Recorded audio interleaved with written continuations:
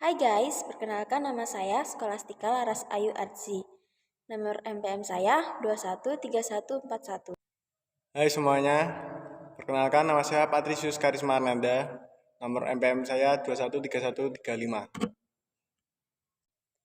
Kami dari kelompok 3 ingin mempresentasikan hasil diskusi kelompok kami, yaitu tentang salah satu metode berkatekese, yaitu metode Munchen.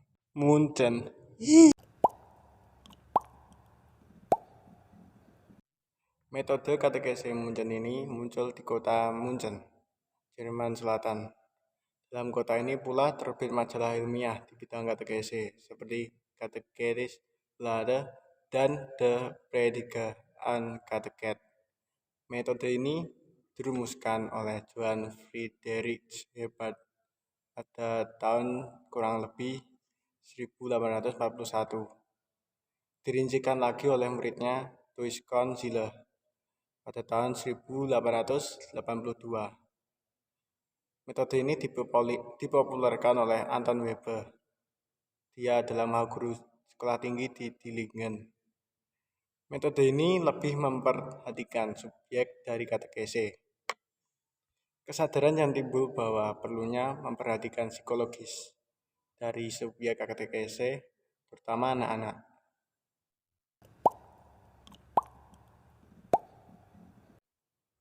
Tiga asas utama dalam metode Munchen.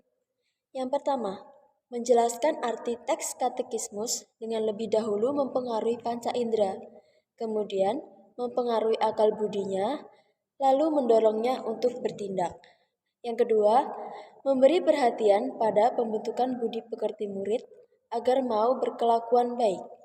Yang ketiga, menekankan kesatuan dalam pembelajaran. Dalam suatu pengajaran, dibicarakan satu tema saja agar perhatian murid tidak terbagi-bagi untuk beberapa kebenaran iman sekaligus. Ketiga asas metode ini menuntut agar diadakannya perumpamaan agar panca indera pendengar mulai terangsang.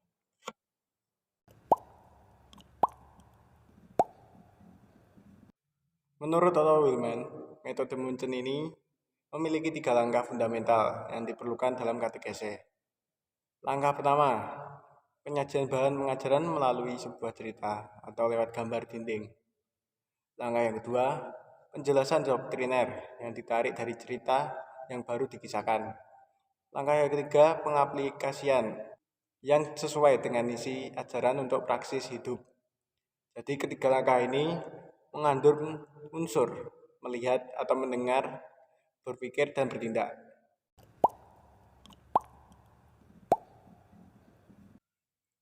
Lima kelemahan metode Munchen menurut Hollander.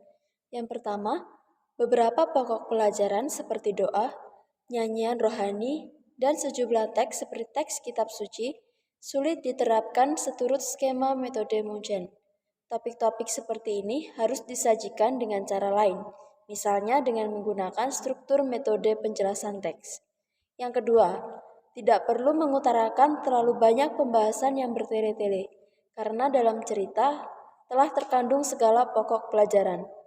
Beberapa pokok pemikiran dapat saja dikemukakan selama jam pelajaran, tidak terbatas dalam momen cerita saja. Yang ketiga, bagi anak-anak yang lebih besar, metode ini terlebih dahulu memperlihatkan baru menjelaskan. Hal ini tidak terlalu disukai anak-anak, karena mereka telah mengetahui banyak cerita tentang kitab suci. Memasuki kelas 4, umumnya murid-murid sudah mulai berpikir secara abstrak. Perkembangan ilmiah ini perlu diperhitungkan. Kelemahan yang keempat, baik bahwa metode Munchen ini dipahami, tetapi kepada katekis perlu diberi kebebasan dalam menata skema. Dalam jam pelajaran, perlu kita menambahkan unsur-unsur baru, meskipun unsur-unsur yang diambil dari kehidupan peserta didik, dan menyediakan waktu menjawab pertanyaan murid. Kelemahan yang kelima, peserta tidak terlalu ikut aktif dalam pelajaran, karena hanya mendengar selama pelajaran.